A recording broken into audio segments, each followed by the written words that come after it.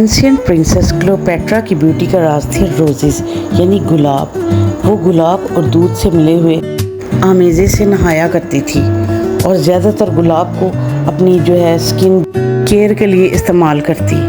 आज हम आपको गुलाब से बनी एक जेल बताएंगे जो बेस्ट होगी। एक गुलाब लें, उसकी पत्तियाँ उतार लें, उनको 1 कप गर्म दूध में डाल लें।